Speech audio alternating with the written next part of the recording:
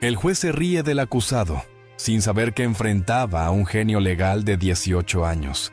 El juez Ricardo Valdés pensaba que ese día sería como cualquier otro. Una sala más, un acusado más, una sentencia más. Pero lo que no imaginaba era que estaba a punto de enfrentarse a algo que pondría a prueba todo lo que creía saber sobre la justicia. Frente a él, en la corte del condado de Los Ángeles, el ambiente era denso, con un murmullo inquietante que flotaba en el aire. El público llenaba cada rincón de la galería, observando con curiosidad al muchacho que se encontraba junto a la mesa de la defensa. Era un joven delgado, con las manos hundidas en los bolsillos y la barbilla apenas alzada, mostrando una mezcla de calma e insolencia que descolocaba. Su nombre era Julián Herrera. Tenía 18 años y se enfrentaba a cargos de robo de vehículo y resistencia a la autoridad. Graves acusaciones, suficientes para arruinarle la vida.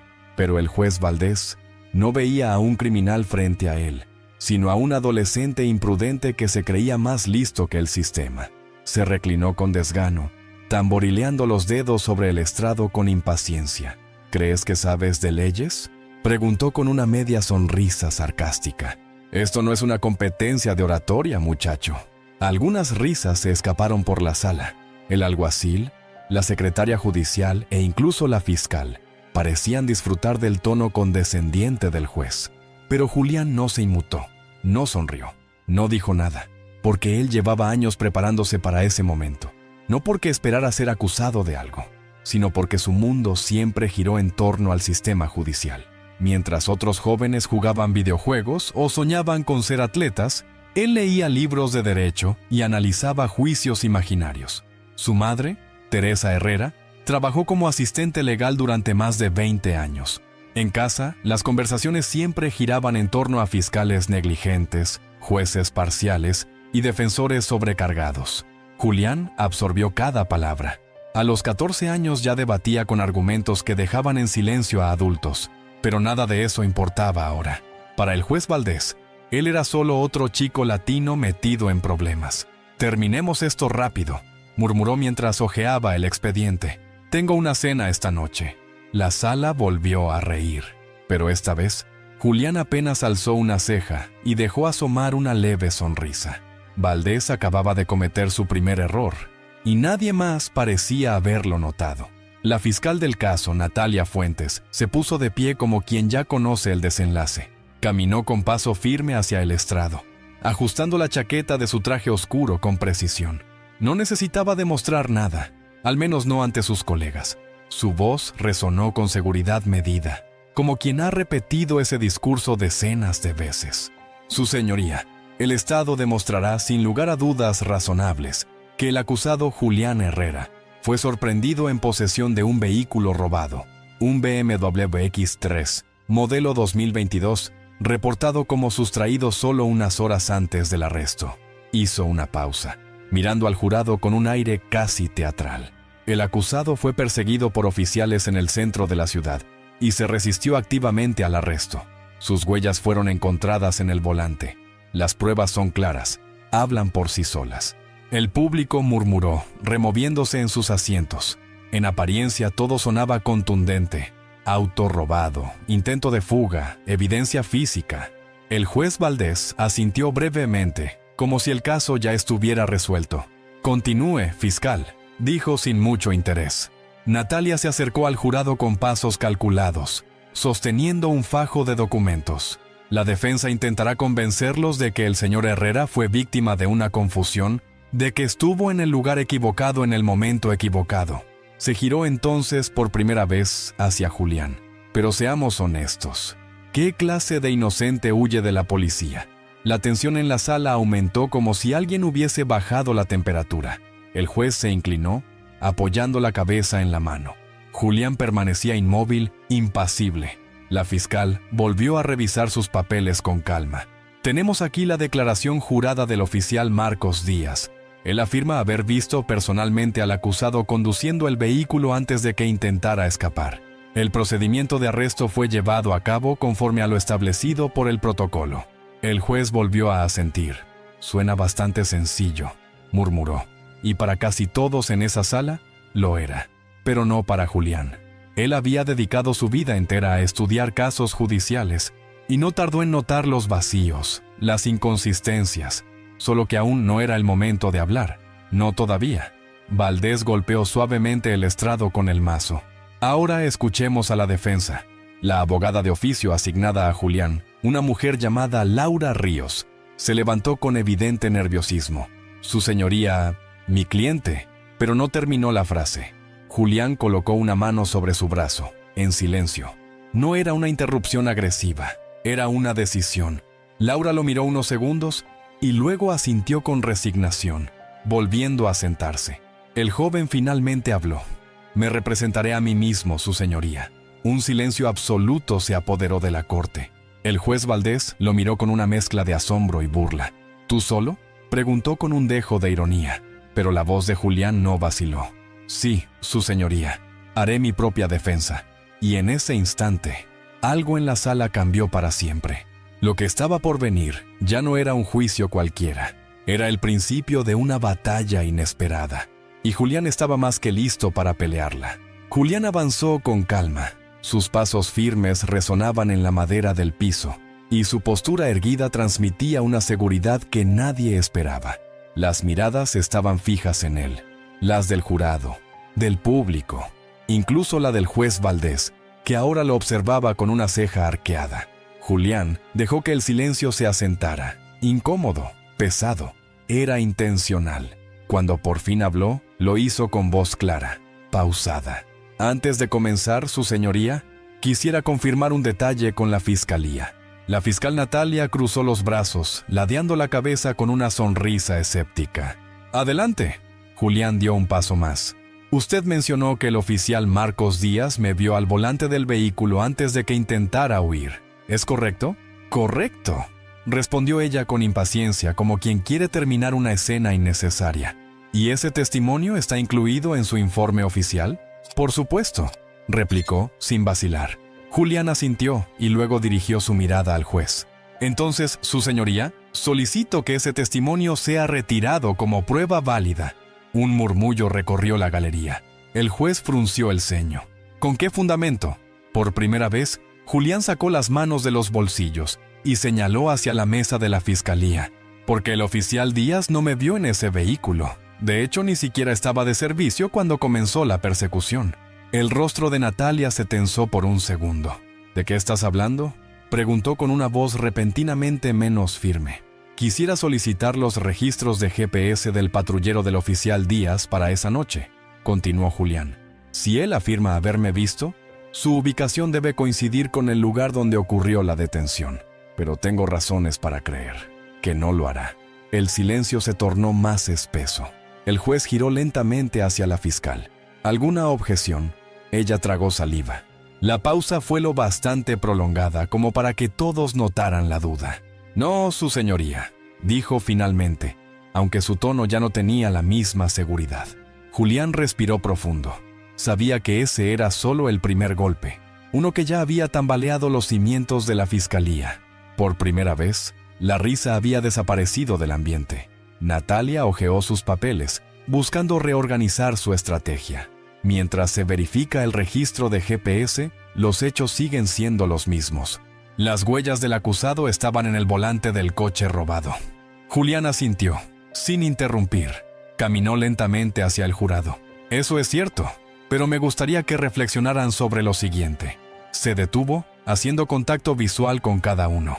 La fiscalía quiere que crean que unas huellas prueban un delito, pero pensemos, ¿alguna vez han probado una prenda en una tienda? Tal vez metieron las manos en los bolsillos, se miraron al espejo, la dejaron y se fueron. Pausa. Horas después, alguien roba esa prenda. ¿Significa eso que ustedes fueron los ladrones? Un murmullo recorrió las filas del jurado. La lógica era simple, pero poderosa. Ese auto estuvo estacionado fuera de una tienda de conveniencia por horas. Yo estaba allí con 3 amigos. Pasamos junto a él.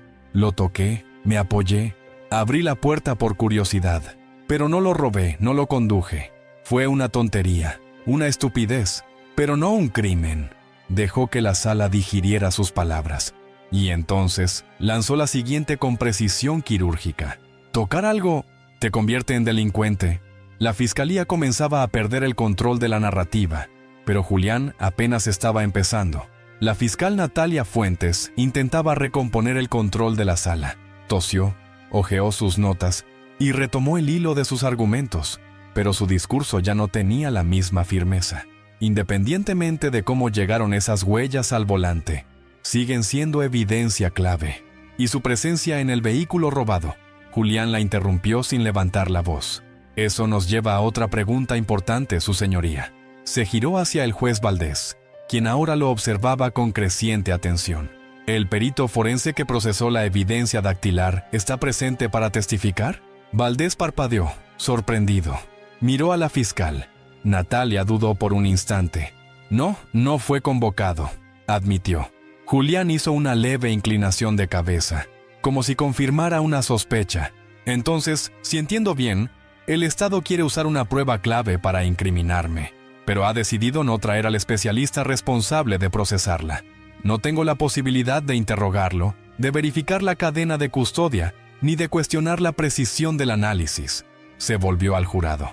¿Eso les parece justicia? La sala quedó en silencio. Incluso los murmullos del público se habían apagado. Natalia cerró los labios con fuerza. Cada palabra del joven perforaba como un bisturí la narrativa que la fiscalía había construido. El juez Valdés suspiró profundamente, presionando sus dedos contra el puente de la nariz. Se dio cuenta, en ese instante, de que aquel caso no sería la rutina que había anticipado. Pero Julián aún no había terminado. Dio un paso más hacia el estrado, y su voz adquirió un matiz más grave, casi solemne. Su señoría, me gustaría presentar una prueba adicional. Valdés frunció el ceño. ¿Qué prueba? Una declaración jurada del verdadero propietario del vehículo, el señor Mauricio Campos. El juez alzó una ceja. ¿Y por qué no está eso en los documentos de la fiscalía? Julián sostuvo una hoja con ambas manos. Me hago la misma pregunta. Se giró hacia Natalia. ¿Recuerda lo que el señor Campos declaró la noche del supuesto robo? La fiscal evitó su mirada, sabía lo que venía. Julián leyó en voz alta. Dejé el auto encendido mientras entraba a la tienda. Cuando salí, ya no estaba. Vi al chico que se lo llevó. Era blanco. La reacción fue inmediata. Un murmullo de asombro recorrió la sala como una ola. Julián levantó la hoja. Esto está en el informe policial original. La fiscalía lo omitió. El oficial que me arrestó nunca lo mencionó.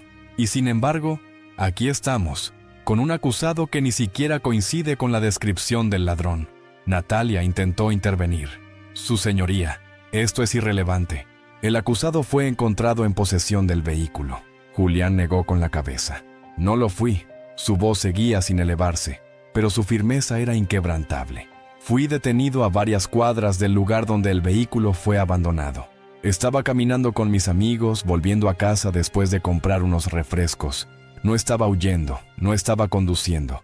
Ni siquiera sabía que el auto había sido robado. Se volvió al jurado una vez más. Lo único que me vincula con este caso es un sistema que decidió apresurarse y una serie de suposiciones que nadie se molestó en verificar. El juez Valdés soltó un largo suspiro. Se reclinó hacia atrás. Pasó las manos por su rostro como si necesitara despertar de un letargo. El caso que había comenzado como una rutina se estaba desmoronando frente a sus ojos. Y lo que más lo inquietaba no era la habilidad del joven Julián Herrera, sino la posibilidad de que tuviera razón. Julián volvió a mirar al jurado con serenidad. El verdadero sospechoso se escapó esa noche. La policía no lo atrapó, así que encontraron a un joven latino en la misma zona, y decidieron que era suficiente. De eso se trata este juicio. No de pruebas, sino de prejuicios. Silencio. Denso. Total. El juez se aclaró la garganta. ¿Fiscalía? ¿Desea presentar algo más? Natalia Fuentes permanecía rígida. Sus manos apretaban los papeles como si intentara exprimirles una salida que no existía. Finalmente, negó con la cabeza. No, su señoría. En ese instante, Julián se giró y se acercó lentamente a su mesa. Se detuvo, respiró hondo y dijo algo que sellaría el destino del juicio. Me han llamado insolente. Me han dicho que no soy abogado. Tal vez tengan razón. Pero si alguien con 18 años, sin título, sin experiencia, logra desmontar un caso que debía ser claro para el Estado, entonces el problema no soy yo, es el sistema. Una mezcla de asombro y incomodidad se apoderó del tribunal. El jurado intercambió miradas. Incluso el alguacil, que hasta entonces había sonreído con suficiencia, parecía desconcertado. El juez Valdés miró a Julián por un largo instante. Luego bajó los ojos hacia el expediente. Lo hojeó en silencio, como si de pronto ya no confiara en cada palabra escrita en él. Cerró la carpeta, se ajustó las gafas y dijo en voz clara: «Caso desestimado». La palabra cayó como una bomba. Un segundo de absoluto asombro precedió al estallido de murmullos en la sala. Algunos se llevaban las manos a la boca. Otros empezaban a aplaudir en silencio. Julián no reaccionó.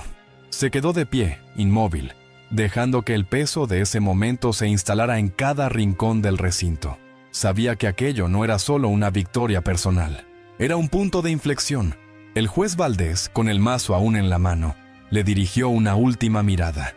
En ella ya no había burla ni arrogancia, solo algo parecido al respeto, quizás incluso remordimiento. Julián le devolvió la mirada por unos segundos. Luego se dio la vuelta y caminó hacia la salida. Pero justo cuando alcanzaba la puerta, una voz lo detuvo. «Señor Herrera». Julián se detuvo, sin girarse. El juez tardó en hablar, pero cuando lo hizo, sus palabras fueron claras. «Debería considerar estudiar Derecho». Una pequeña sonrisa asomó en los labios de Julián. No necesitaba considerar nada. Ya lo había decidido. Afuera, la corte era un enjambre de cámaras, micrófonos y flashes. Los reporteros se agolpaban en las escaleras, disparando preguntas a quemarropa. «Julián, ¿sabías que el juez iba a desestimar el caso? ¿Qué vas a hacer ahora? ¿Cómo se siente haber vencido a una fiscal con años de experiencia?» Julián se subió la capucha de la sudadera y bajó la cabeza. No quería fama, no buscaba titulares. Para él esto nunca fue sobre ego, sino sobre justicia. Y allí, en medio de todo ese caos mediático, lo esperaba una figura conocida. Su madre, Teresa. Estaba de pie al pie de las escaleras, con los brazos cruzados y una expresión que mezclaba orgullo con agotamiento. Cuando Julián la alcanzó, ella negó con la cabeza y soltó un suspiro. «Hijo, casi me matas del susto». Él se rascó la nuca, esbozando una risa tímida. Tenía que intentarlo. Teresa lo miró durante un largo segundo, y luego lo abrazó con fuerza. «Siempre fuiste el más terco de esta familia». Los flashes seguían, pero Julián ya no los oía.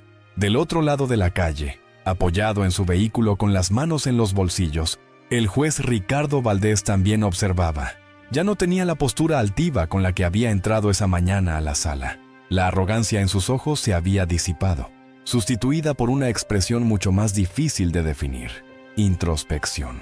No había previsto que aquel juicio de rutina, otro día, otro acusado, otro veredicto automático, terminaría de esa manera, porque lo que Julián Herrera había hecho no era común. No solo había defendido su inocencia con argumentos sólidos, había hecho que el sistema judicial se mirara a sí mismo. Y por una vez, el sistema retrocedió. El juez lo sabía, aquello lo marcaría por mucho tiempo. ¿Cuántos otros casos se resolvían con las mismas prisas, con las mismas omisiones? ¿Cuántas personas habían sido condenadas sin pruebas claras, simplemente por tener el rostro equivocado, el acento equivocado, la historia equivocada? Julián no había salvado solo su nombre. Había expuesto una falla profunda, una herida abierta que nadie quería ver. Lo más inquietante de todo era pensar en cuántos Julián no habían tenido los conocimientos o la oportunidad de defenderse. La prensa continuaba afuera, pero el joven ya no prestaba atención. Para él, aquello era solo el final de un capítulo. Uno difícil, uno injusto, pero no el último, porque algo dentro de él se había afirmado con una claridad feroz. Esa no sería la última sala de audiencias donde estaría, pero la próxima vez no estaría en el banquillo de los acusados. Estaría del otro lado, como abogado, como defensor, como voz de quienes no tienen una. Y cuando ese día llegara, no estaría solo. Estaría con cada persona que alguna vez fue silenciada. Julián sabía que no podía cambiar todo un sistema en una sola tarde, pero sí podía comenzar algo. Un eco, una chispa, una idea. Porque la justicia se escribe con leyes, sí, pero la sostienen personas, y las personas pueden cambiar. Pueden abrir los ojos, pueden escuchar, pero solo si alguien tiene el valor de hablar primero. Así que si esta historia te tocó, aunque sea por un momento, compártela, porque lo que vivió Julián podría estarle ocurriendo ahora mismo a alguien que conoces. Y quizá esa persona no tenga la voz, ni el conocimiento, ni la oportunidad, pero tú sí puedes ayudar a que su historia se escuche. Dale me gusta, suscríbete a este canal si quieres más relatos que importan. Y sobre todo, no dejes de cuestionar lo que parece normal, porque lo que es común no siempre es justo. Y la próxima vez que alguien se siente frente a un juez, tal vez no sea Julián, tal vez sea tu hermano, tu hijo, tu amigo o tú.